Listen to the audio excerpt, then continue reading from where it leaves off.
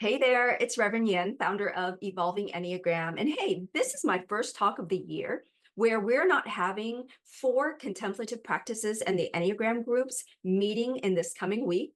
We are on summer break there. So it feels a little weird where I'm like sending this talk out into the ethers and hoping some of you will let me know that you're actually listening. So I really hope and encourage you to put some comments in the comments below here so that I know that there is somebody out there listening to these talks over the summer. So today's talk is on the topic of empathy misses. We are in week 27 of a 52-week Sunday talk series based on the book by Oren Sofer, Your Heart Was Made for This.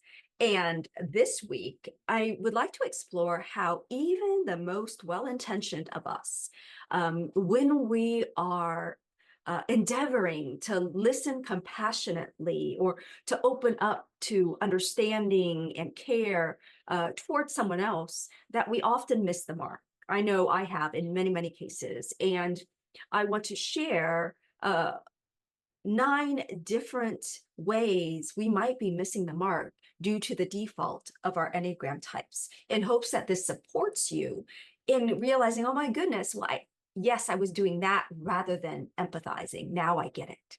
So again, I'm focusing on the negative in hopes that this actually supports more empathy in your life, in your relationships. So let's begin. So I'd like to begin by defining my terms. This comes from my background in philosophy. It's like, define your terms. So I want to talk a little bit about empathy and its relationship to compassion, which is a core foundation of our evolving Enneagram teachings in our community, how we come together. And so I want to draw from, I have some writings right here I want to read from. I want to draw from the teachings of American Buddhist nun Pema Chödrön and talk about compassion first, compassion as the foundation. Here, in her book, The Places That Scare You, Pema Chödrön writes, when we practice generating compassion, we can expect to experience our fear of pain. Compassion practice is daring. It involves learning to relax and allow ourselves to move gently toward what scares us. In cultivating compassion, we draw from the wholeness of our experience, our suffering, our empathy, as well as our cruelty and terror. It has to be this way. Compassion is not a relationship between the healer and the wounded. It's a relationship between equals. Only when we know our own darkness well can we be present with the darkness of others. Compassion becomes real when we recognize our shared humanity. So this is huge. So now, before we consider how each Enneagram type might be missing the mark when it comes to empathy, I want you to consider some of those comments she made about it not being a relationship between the healer and the wounded, but a relationship among equals, And so really about being in a place of shared humanity. And then Brené Brown, in her wonderful book, Atlas of the Heart, says, empathy, the most powerful tool of compassion, is an emotional skill set that allows us to understand what someone is experiencing and to reflect back that understanding, right? There's a relational quality about that. And the good news is that, as she says, it's a skill.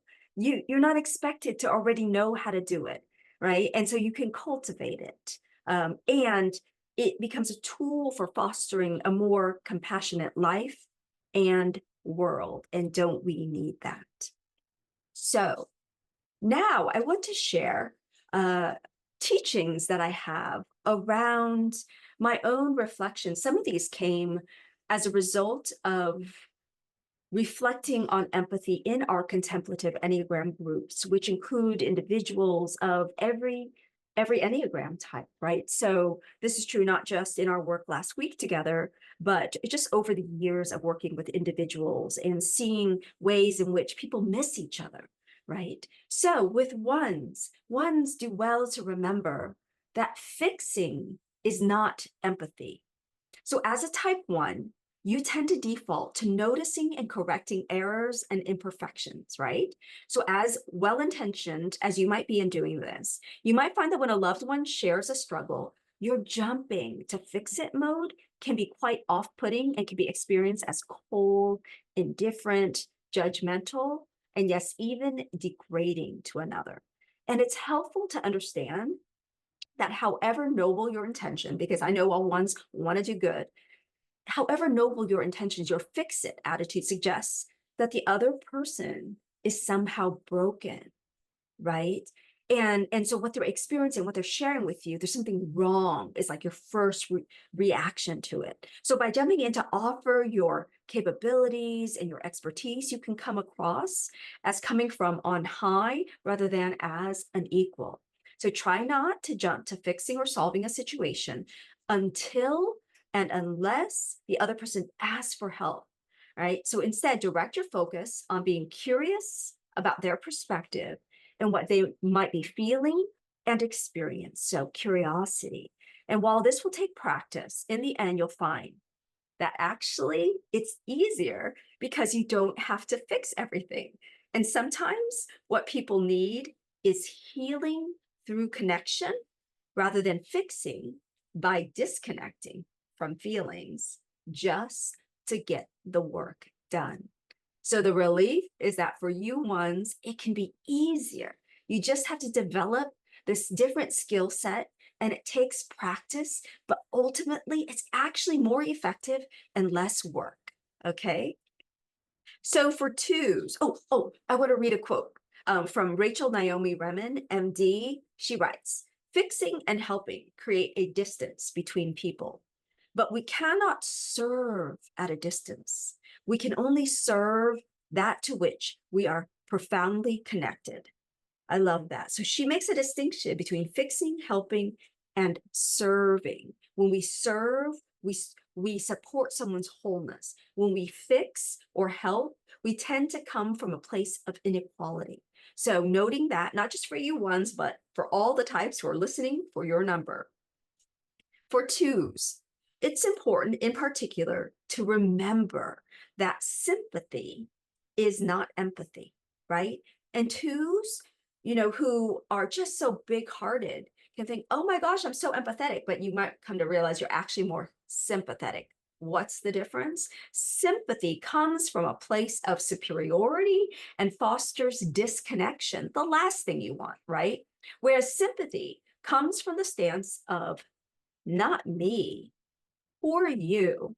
Empathy comes from being connected to your own humanity, right? Where you truly feel an inner sense of me too, right? It's not like you're talking about me too. You're not like shifting to make it about you. So you're not saying me too out loud, but it's more about feeling it inside of like, I've been there. So I can connect to this very human feeling, right? So it's about recognizing, yeah, we're really in this together. It's not, ooh, let me help you, right? So the pride, which is the passion of type 2, says, I don't have human needs and challenging feelings like you ordinary people, right? But true empathy stems from your core virtue, which is humility. And humility admits, I have human needs and difficult feelings, just like everyone else. Empathy invites you to join as equals with others, to share in all of our pains as well as joys without shame, right? So no shame in being the same and having these feelings. So for the 3, performative versus authentic empathy. 3s, I feel you. Do I really though? It is downright embarrassing to be caught in your own act of performing your feelings. So see if you can actually do this. Catch yourself this week in performative empathy. I'm writing from my personal experience as a 3 here, right? Or teaching from that. You play the role of a caring partner, parent, colleague, or friend without really feeling the feelings associated with your facial expressions. You're like, oh, right? Or your gestures, right? So that's what performative empathy, which is a term I haven't heard before, I sort of made up, but it actually, I relate to it. When I look back on my past, I can see, oh crap, yes, it's not that I didn't care, it's that I couldn't connect to my own heart in a way where my feelings in that moment could be genuine, but I didn't want to lose connection. So it just happens really quickly. You show the facial gestures or the bodily gestures of the emotion you're wanting to demonstrate, right? So recognizing it is important. And again, in this compassion-based approach to the Enneagram, it is never, ever about shaming yourself or anyone else for defaulting to their pattern, right? To their type pattern. Rather, it's about giving yourself a chance at more authentic relating. Give yourself that chance by owning when you are doing performative empathy, right? And so just take performative empathy as a sign that you need to slow down and be more self-compassionate first, actually. Honor your own feelings as an integral part rather than as something that seems to be in the way of you realizing your highest life potential. So once you do so, you won't have to pretend. You will spontaneously empathize more authentically with others and therefore have more of that genuine connection that you truly seek at core, right? That all of your efforts in doing and achieving are designed to give you authentic connection. So for fours, this is, in quotes, I'd call it empathetic distress. So as a type 4, you have voluminous capacity for feeling with others. And the trick is to develop a nuanced ability to notice when you are no longer feeling with others and listening to their story, but rather you're inserting yourself into the story, right? Remember that fours are by default self-referencing. So there's no shame, again, in this. It's a survival strategy for you to focus on your own feelings and identity. And you often sincerely think you're building connection, right? By sharing your own similar distress story. However, when you insert yourself into someone else's pain story, you can often end up with such strong personal distress reaction, you become completely unable to respond empathetically to the person that you purportedly care about, right? So often called compassion fatigue, I prefer Brené Brown's term here, which is empathetic distress fatigue. And that's more apt because it's almost like you hear this SOS, and instead of supporting the other person, you add weight to their sinking ship, right? The weight of your own distress. So hearing that without shame, just recognizing the nuance of that and shifting your awareness so that it is not about your distress, right? So for fives, it's the empathy miss is is not realizing that empathy, and I'm sorry, that objectivity is for ideas, not people, right? Objectivity. You objectify and think objectively about ideas. So mainly those in the thinking center of the Enneagram begin their journey of empathy by trying to understand where the other person is coming from. This is fantastic. It's so valuable, but it's not sufficient. So many fives think that sort of like their cold, detached understanding is connection. While this might help you in objectively looking at your research or other ideas, it just does not help in human relations, right? Emotional detachment results in your losing not only valuable information about a situation, because emotional information is very valuable in a human situation, right? So emotional detachment results in your not only losing that valuable information, it results in others feeling objectified and analyzed, right? You would not want to be put under a microscope if you are in distress in any way or just wanting someone to connect with. So your objectivity, however well-intentioned, can be taken as if you don't care, when reality, it might be that you've actually become more objective and detached because you might feel like you care too much. So just consider that. Remember, though, that people need to know that you care before they care what you think. and show you care by being interested in what they feel and not just in what they are thinking or what they are doing about their situation, right? So sixes. Projection is the empathy miss. And when you feel threatened, whether emotionally or physically or both psychologically, it can be very challenging for you to empathize with another, because your type's default defense mechanism, your psychological defense mechanism, is projection. And so projection comes up and it bars the door to others. Instead of actually taking in information from them, you're actually projecting onto them your negative beliefs or feelings. So recognizing that this is your default when you're under stress or feeling threatened, you can offset this by getting grounded, breathe, sensing your body, getting grounded in your physical body, and then inviting a spirit of grounded curiosity into your heart and into your mind, right? Both curiosity about feelings, curiosity about what their thought process is, not assuming that you already know as quick as your mind can be. So also realize that assuming the worst interpretation of what's going on within the other person it tends to be your default. So instead, adopt a beginner's mind, listen for what they might be thinking and feeling, without pressuring them too much to get clearer for your sake. Just be willing to gently pose some questions to help you gain clarity and to know what they're actually thinking and feeling. I think I just repeated myself, but it might be important to repeat, right?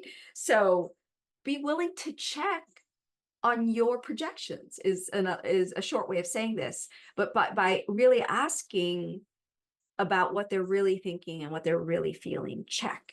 So for sevens, the empathy miss that I see is self-referencing curiosity. So because most sevens are like, I'm so curious, I'm such a good listener because I'm curious. So most people,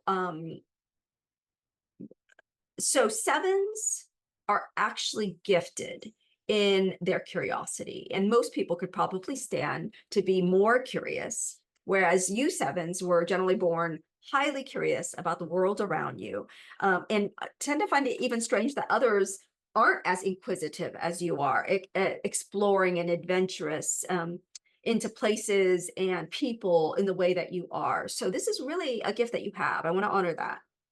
The issue for you is not that you are not curious. It's that you miss the mark when it comes to empathy, in that sevens tend to adopt curiosity not toward what the other person is wanting to share or even trying to share, and you're not really listening, but sevens focus on what they are interested in hearing and what they're interested in knowing. So sevens, take note and be aware that you ask these probing questions when your mind is like, oh, I want to know this, I want to know this, when you're not actually there and receptive for what is trying or wanting to be shared by the other person. So just check that for yourself. Again, never with any shame. So for eights tend to do for, so there's a doing for rather than a feeling with. And this is not to preclude you from ultimately doing something for the other person. But if you want to start with empathy, then the notion of feeling with is really, really important for you. So again, in general, you tend to confuse action, right, doing for others, with feeling with others. While your acts of service can be really well-intentioned, very generous, when we don't feel with others, we can unwittingly dominate them. Yep. So this is a lot like the sympathy stance of the two, in that this stance fosters distance between the helper and the helped, right? And so empathy, yes, does have an active element. Eights will be happy to hear that. Have an active element for sure, but the activity of empathy is relational. So people aren't simply chess pieces to move into place around the board, right? And when you merely make things happen for others, even good things, you can end up taking away another person's sense of autonomy and agency. So enabling their dependency on you rather than empowering them, like I'm sure you really want to do. What you want is to actually empower. So try slowing down, even pausing before acting, check in with your heart. Chances are you feel some sense of, whoa, powerlessness if you're not letting yourself jump to action, right? That's why you jump to action.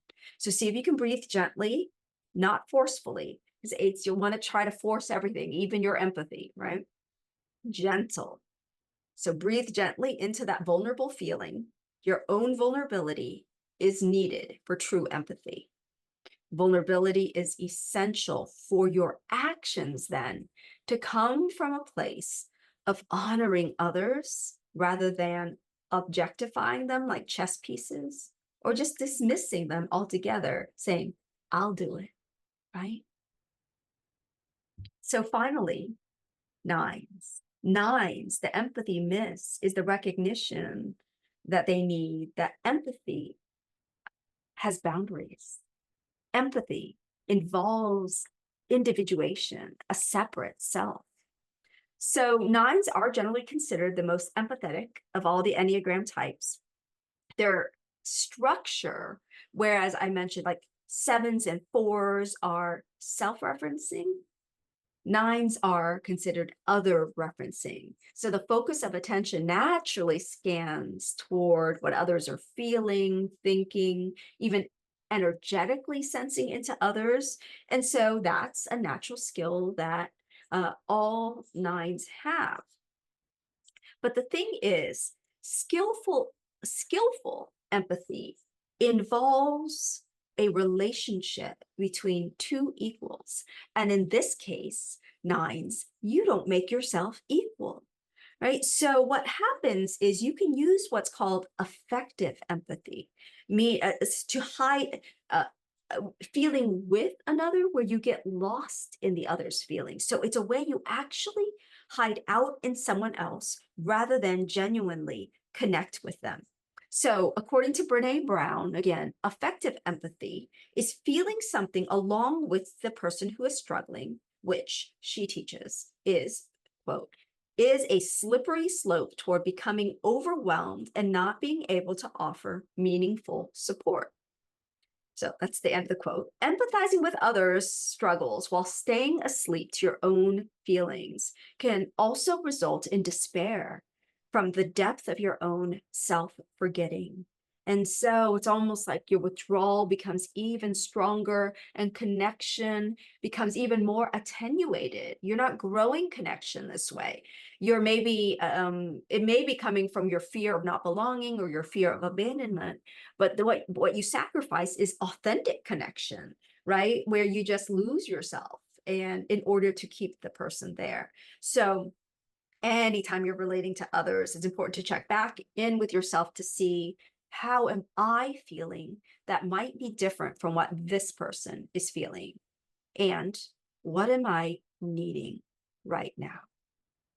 Empathy is a relationship between equals, right? So I'm going to drop some of the citations in the caption. And again, I hope that you let me know that you listened to this and let me know what you learned or how it supported you. So I look forward to your feedback and comments. Much love and see you next week. Bye.